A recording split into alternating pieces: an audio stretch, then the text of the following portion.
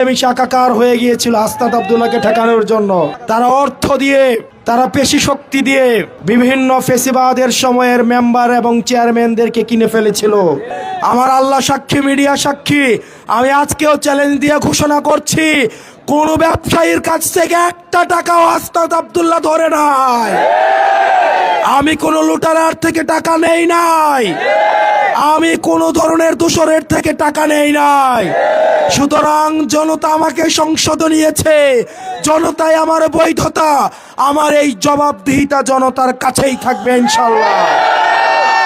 প্রিয় দেবিদ্বারবাসী, গতকাল ঠিক এই সময়ে হাসনাত আব্দুল্লাহকে হারানোর জন্য বিএনপি পুরো শক্তি নিয়ে মাঠে নেমেছিল, আওয়ামী লীগ পুরো শক্তি নিয়ে মাঠে নেমেছিল, হাসিনা পুরো শক্তি নিয়ে মাঠে নেমেছিল এবং বিভিন্নভাবে দেশি বিদেশি ষড়যন্ত্র সেখানে যুক্ত ছিল।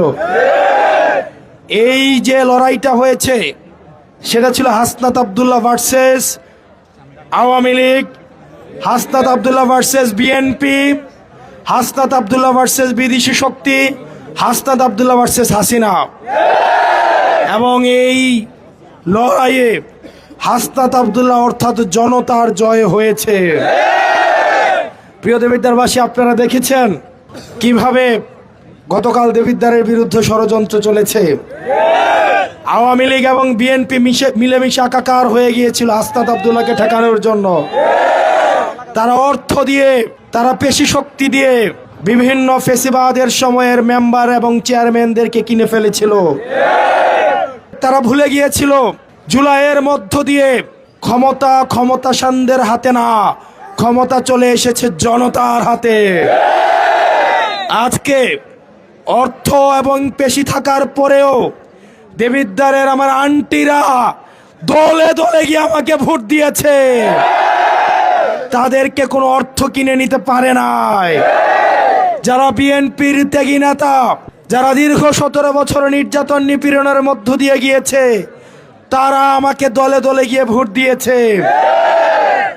আমার জন্য রাস্তার মধ্যে এই পুরো নির্বাচন প্রক্রিয়ায় যারা কোনোদিন রাজনীতি করে নাই, যারা কোনোদিন লড়াই সংগ্রামের সাথে রাজনীতিকে পলিটিক্যাল হিসেবে সবসময় আমাদেরকে যাদেরকে বলতো জেনারেশন জেড, যারা রাজনীতির কিছুই বোঝে না, এই ছেলেগুলো আমার জন্য রাস্তায় নেমে এসেছে। বিশ্ববিদ্যালয় থেকে ছুটি নিয়ে নির্বাচনী কাজ করেছে, চাকরি থেকে ছুটি নিয়ে এসে নির্বাচনী কাজ করেছে, বিদেশ থেকে আমার নির্বাচনের জন্য রেমিটেন্স যোদ্ধারা ছুটে এসেছে, ব্যবসায়ীরা দোকানপাট বন্ধ করে হাসনাত আব্দুল্লাহ নির্বাচন করেছে।